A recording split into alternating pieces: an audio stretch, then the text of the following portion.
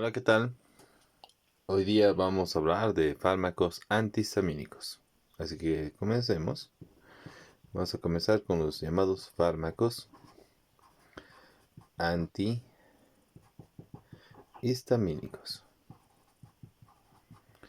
Pero no estamos hablando de los fármacos antihistamínicos en general. Estamos hablando de los fármacos antihistamínicos que son utilizados como inhibidores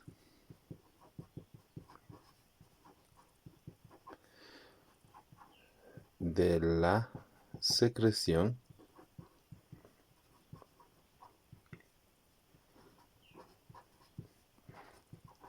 ácida. ¿Está bien? Muy bien. Inhibidores de la secreción ácida. Muy bien.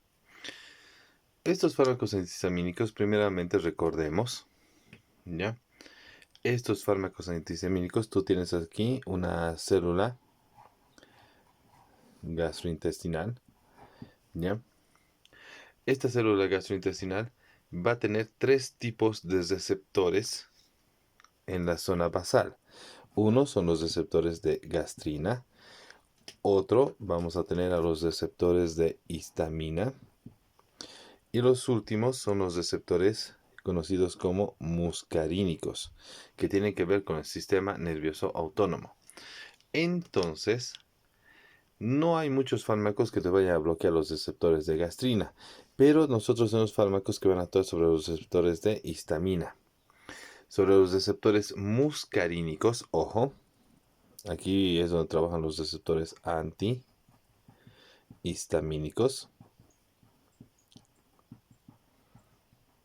Antihistamínicos. Y sobre los receptores de muscarina van a trabajar los fármacos anticolinérgicos.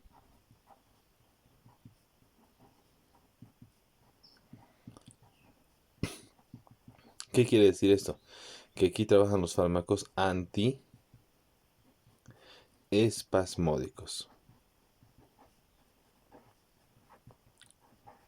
¿Está bien? Entonces, con eso, ¿qué te estamos queriendo decir? La asociación de un fármaco antihistamínico más un fármaco anticolinérgico tiene mejor efecto controlando la secreción de ácido gástrico. Muy bien. Ahora sigamos. Ahora nos toca hablar de algo muy importante que se llama farmacodinamia.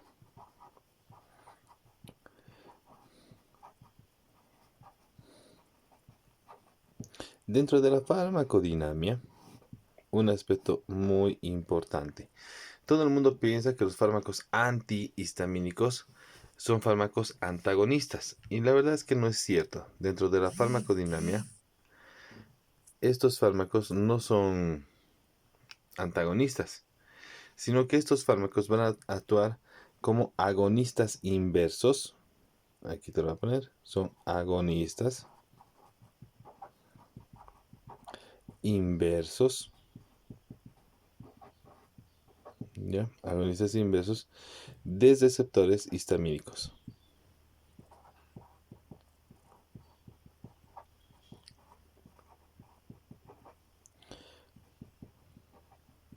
Histamínicos. ¿Qué quiere decir esto? ¿Ya? Porque siempre me piden la traducción en otro idioma, en católico. Ahí está. Estos doctores es el esquema. Esta es la zona umbral. ¿Qué quiere decir esta zona umbral? Si tú tienes una zona umbral, quiere decir que para la producción de ácido, esto va a empezar ¿cómo se puede decir? A estimularse hasta que llega a sobrepasar ligeramente la zona umbral. El momento que sobrepasa ligeramente la zona umbral, esto se eleva rápidamente y eso es lo que produce la secreción de ácido. Entonces, esta zona umbral es la zona, por así decirlo, la zona de carga antes de la producción de ácido. ¿Está bien? Ahora, ¿qué quiere decir esto? En estos fármacos que son agonistas inversos van a tener la función de hacer esto. Mira, ¿está bien? Van a estabilizar al receptor de tal forma, ¿ya? Lo van a estabilizar de tal forma que lo que hacen es aumentar la zona umbral. A ver, antes el organismo tenía que llegar a tenía que llenar esto en zona umbral para poder tener efecto. ¿Está bien? Ahora, gracias a la acción del antihistamínico, va a tener que recorrer toda esta parte, ¿ya?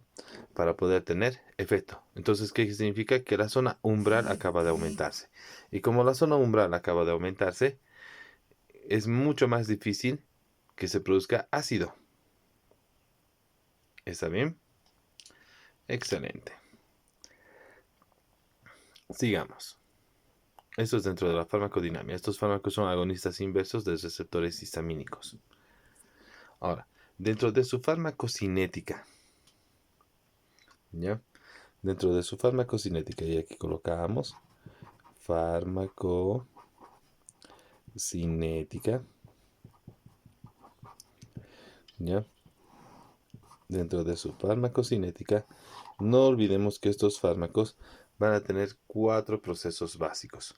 Número 1, vamos a ver en el proceso de absorción, ¿ya? Cuando hablamos del proceso de absorción, estos fármacos van a tener una muy buena absorción a nivel gastrointestinal. ¿Está bien? Tienen absorción, una muy buena absorción a nivel gastrointestinal, que es de aproximadamente el 60%. ¿Ya? Si el fármaco, estamos hablando de nivel gastrointestinal, usando el fármaco por vía oral. Si el fármaco es utilizado por vía endovenosa, obviamente la absorción va a ser del 100%. La absorción es del 100%. ¿Está bien? En el tema de su distribución, es un tema de la distribución. Estos fármacos van a tener una distribución que es amplia, ¿no? ¿Qué quiere decir amplio? Que básicamente va a distribuirse en todos los tejidos, ¿ya? Tiene una distribución que es amplia y eso incluye a todos los tejidos. Y cuando hablamos de distribución amplia y en todos los tejidos, estamos hablando que la distribución incluso alcanza al líquido cefalorraquídeo, incluso a la leche materna. Entonces, el fármaco puede pasar vía lactancia materna al recién nacido. ¿Está bien? El metabolismo, ¿ya? Como todos sabemos, el metabolismo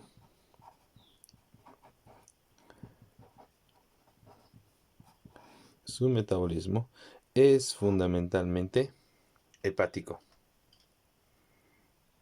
Es fundamentalmente hepático. ¿Está bien? Y la eliminación es hepática.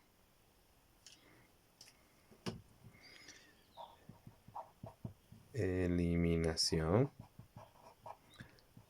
Y su eliminación, también, doctores, es por vía hepática.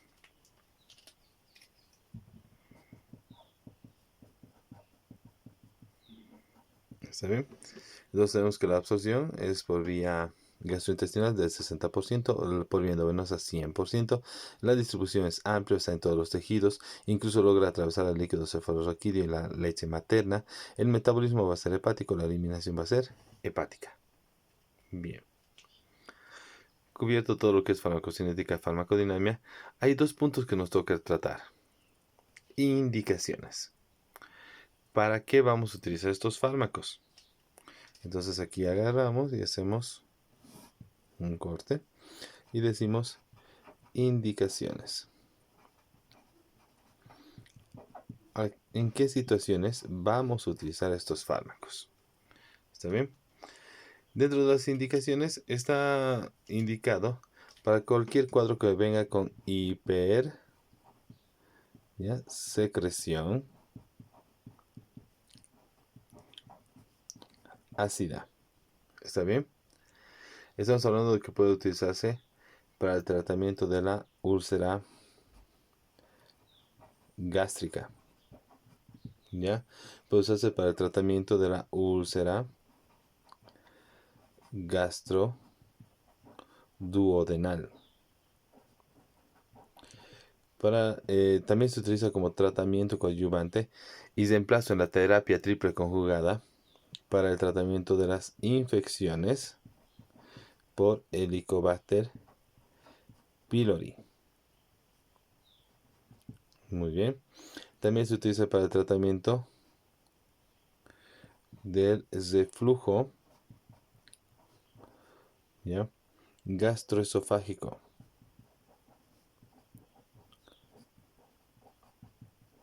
También se lo está utilizando como tratamiento sintomático para el síndrome de Zollinger-Ellison. Tratamiento sintomático para el llamado síndrome de Zollinger-Ellison. Zollinger-Ellison. ¿Ya? Y también se lo utiliza como tratamiento coadyuvante.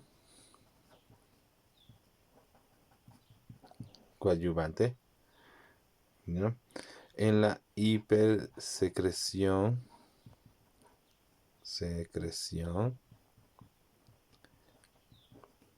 ácida en el tratamiento por AINES.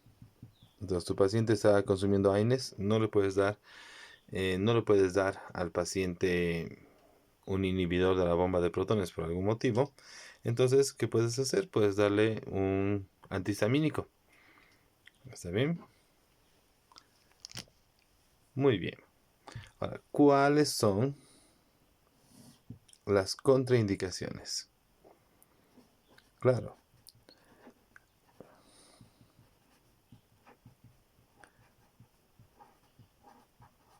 Si hay una indicación, tiene que haber una contraindicación. No todo puede ser indicar. ¿Cuáles son las contraindicaciones? ¿Ya? Primero, el fármaco va a estar contraindicado en el paciente que tiene alergia al fármaco.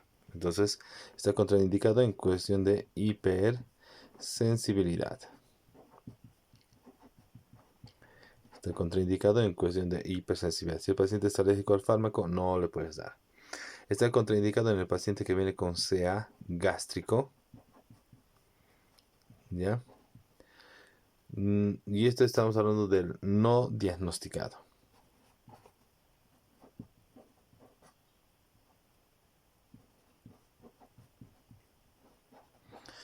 Si tu paciente viene con dolor y tú piensas que es una gastritis y ya has utilizado un tratamiento, ya le has dado un fármaco y después de que le quitas el fármaco el paciente sigue con dolor, la obligación, doctores, es que tiene que hacerse una endoscopía y biopsia. Tienes que saber qué es lo que está pasando.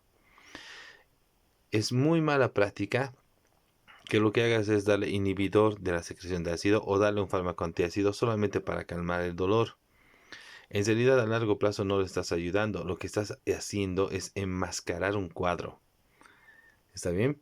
Entonces, si tu paciente viene con dolor, ya le has dado el fármaco y le has quitado el fármaco y sigue con dolor, posiblemente se trate de una infección por Helicobacter pylori, una úlcera gástrica o gastroduodenal que requiere más atención, o en el peor de los casos, un cáncer gástrico. De todas formas, necesitas tener un diagnóstico para seguir adelante con tus tratamientos. Entonces, recomendable, doctores. No le puedes dar solamente para quitar el dolor o la molestia. Tienes que tener un diagnóstico. También está con un detalle muy interesante. Cuando utilizas un fármaco inhibidor de la bomba de protones, el fármaco inhibidor de la bomba de protones normalmente altera el test de la ureasa, entonces no permite la detección del Helicobacter pylori. En cambio, estos fármacos sí. ¿Por qué? Detalle importante, pregunta de examen. No interfiere con el test, ¿ya?, de la ureasa. ¿Está bien? Número uno. Y el otro detalle importante, estos fármacos, ¿ya?, puede usarse en niños. Pueden ser utilizados en niños, donde la mayoría de los fármacos que van a alterar la secreción de ácido no pueden utilizarse, estos fármacos sí. Bueno, sigamos entonces. Ahora sigamos hablando de los fármacos antihistamínicos. Un detalle muy importante de los fármacos antihistamínicos es hablar de los llamados efectos adversos. Efectos adversos.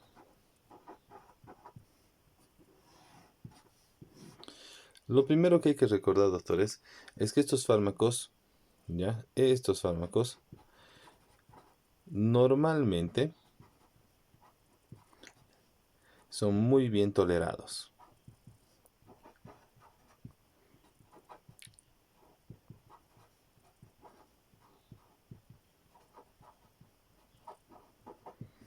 ¿Ya? Normalmente son bien tolerados.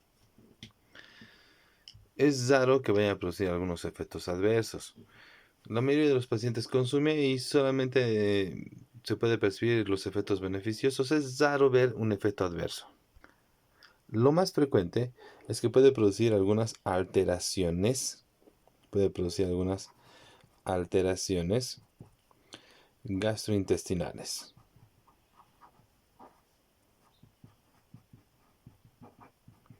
¿Cuáles van a ser esas alteraciones gastrointestinales?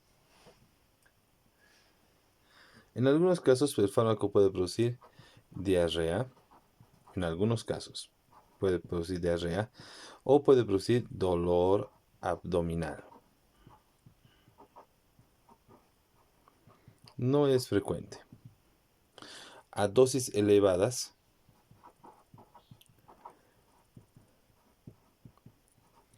se ha podido evidenciar que el fármaco puede producir náuseas, incluso vómitos, a dosis elevadas. De forma accidental, ¿cómo se podría decir esto? De forma accidental, se pudo descubrir que el fármaco puede llegar a producir neutropenia.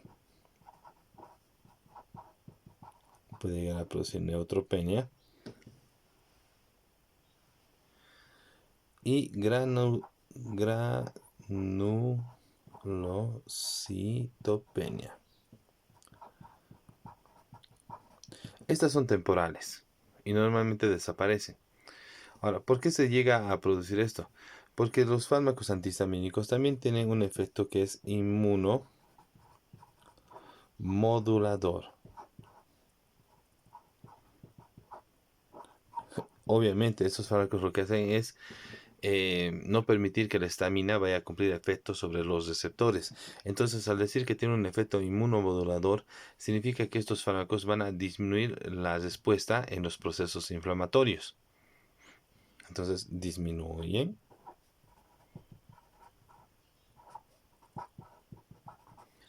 la respuesta en los procesos inflamatorios.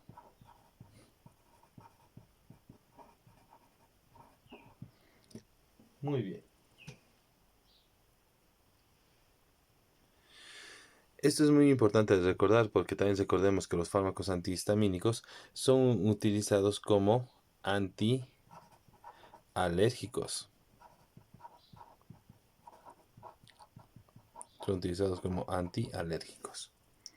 Muy bien, sigamos. Interacciones. Ya son los efectos adversos, ahora hablemos de las interacciones. ¿Con qué fármacos no se pueden asociar? ¿Con qué fármacos no podemos asociar los fármacos antihistamínicos? Bueno, en primer lugar, no va a tener una buena interacción con fármacos como ser los antimicóticos. Recordemos que los fármacos antimicóticos normalmente necesitan del ácido gástrico del estómago para su absorción. Estos fármacos disminuyen la producción de ácido, entonces la absorción de los fármacos antimicóticos disminuye. ¿Está bien? Entonces no va a tener una muy buena absorción. Los fármacos antimicóticos, si utilizas un fármaco antihistamínico, porque necesitan el ácido. De los fármacos antimicóticos, los más utilizados, tenemos al ketoconazol, al itraconazol y tal vez uno de los más utilizados, el fluconazol. Solamente para que quede entendido con qué fármacos no podría utilizarse. No olvidemos que con estos fármacos antimicóticos lo que va a producirse es que se inhibe la absorción. Necesitan del ácido para poder ser absorbidos a nivel intestinal y los fármacos antihistamínicos disminuyen la secreción de ácido. Muy bien. Otros tipos de fármacos tenemos, por ejemplo, a las cefalosporinas, las quinolonas y la warfarina. Estos fármacos sí se van a absorber, no hay ningún problema. ¿Ya? Estos fármacos sí se van a absorber. ¿Cuál es el problema? Las cefalosporinas, las quinolonas y la warfarina van a competir con la histamina por el metabolismo hepático.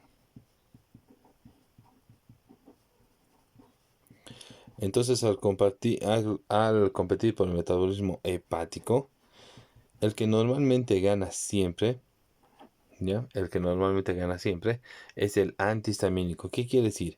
Que las cefalosporinas, las quinolonas y la warfarina van a aumentar su vida media, debido a que el metabolismo hepático disminuye. Ahora bien, ¿cuáles son los fármacos más utilizados? Bueno, uno de los fármacos más utilizados es la ranitidina. Ranitidina. Es un excelente fármaco. ¿Ya? La ranitidina. En cuestión de sus presentaciones, concentración y la vía, ¿qué podemos decirte? ¿Ya? Estos fármacos van a venir en tabletas o viene también en comprimidos. Y estos vienen de 50 miligramos, de 150 miligramos y de 300 miligramos. Todos obviamente para uso por vía oral.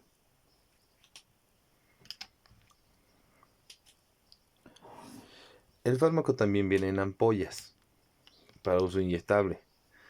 Cuando hablamos de la ampolla inyectable, ¿ya? Esta ampolla inyectable viene de 150 miligramos y viene de 300 miligramos. Y son para uso endovenoso y en algunos casos incluso intramuscular. Un aspecto muy importante que tendremos que recordar del fármaco es que este fármaco tiene 4 vidas medias que son importantes. ¿Ya? Las 4 vidas medias normalmente van a pasar en 12 a 16 horas.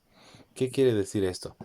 Que tú puedes dar el fármaco cada 12 horas, ¿ya? O incluso cada 8 horas. Es sumamente cómodo para ser utilizado. Hablemos de las dosis. ¿Ya? Dosis. Normalmente la ranitidina, doctores, en el paciente adulto, ¿ya? Puedes utilizar, aquí te lo vamos a colocar, promedio 300 miligramos en un día. ¿Qué significa 300 miligramos en un día? Que puede utilizar dos comprimidos de 150 cada 12 horas. O puede utilizar un comprimido de 300 miligramos al día. ¿Ya? O puedes fraccionarlo aún más y utilizar 50 miligramos cada 8 horas, 50 miligramos cada 6 horas. Eso ya depende de ustedes. Pero el promedio es de 300 miligramos. El máximo ha sido fijado en 6 gramos para todo un día. Si te das cuenta, tiene una ventana terapéutica amplia. Una ventana terapéutica bastante amplia. Ahora bien, la ranitidina posiblemente sea uno de los pocos fármacos que puede utilizarse en niños. ¿Qué quiere decir esto? Que la ranitidina en su dosificación en niños, ¿ya? Puede utilizarse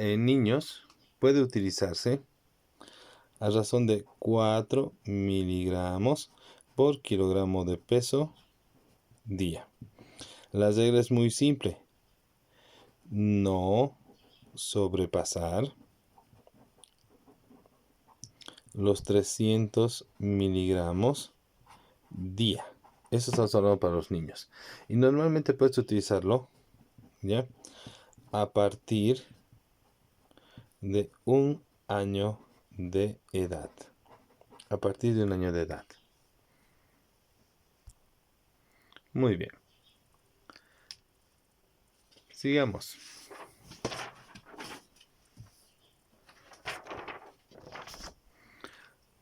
El último fármaco que tenemos que hablar a este respecto se llama famotidina. Aquí te lo anoto. Famotidina. ¿Está bien? La famotidina también es un fármaco antihistamínico y también te sirve para controlar la secreción de ácido. ¿Cuál es el único problema de la famotidina? Que la famotidina, además de ser un fármaco que inhibe la secreción de ácido, el fármaco también aumenta la motilidad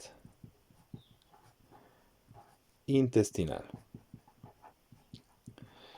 Acelera el peristaltismo intestinal. Ahora, ¿cuáles van a ser sus presentaciones?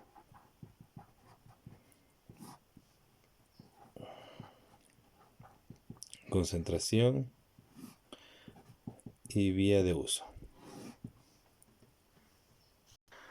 El fármaco lo podemos encontrar en comprimidos o también viene en tabletas de 20 miligramos y también hay la de 40 miligramos para uso por vía oral. También vamos a tener que el fármaco viene en una ampolla inyectable, ¿ya? Y esta viene de 20 miligramos y es para uso endovenoso o intramuscular. ¿Cuáles van a ser las dosis? ¿Cuáles van a ser las dosis?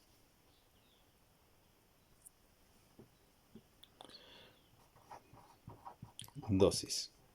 En un paciente adulto puede utilizarse desde el mínimo, que está de 20 miligramos en solo un día, hasta un máximo, ¿ya?, de 40 miligramos por día.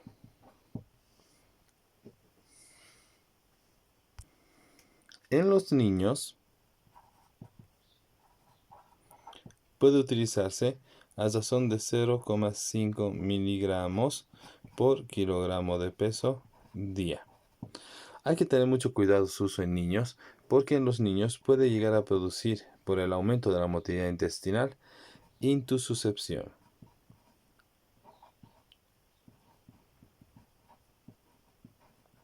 ¿Ya? Y la intususcepción puede derivar en obstrucción intestinal.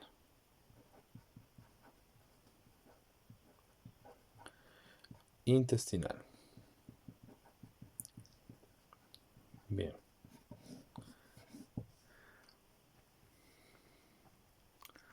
Espero que la información te sirva y te veo pronto.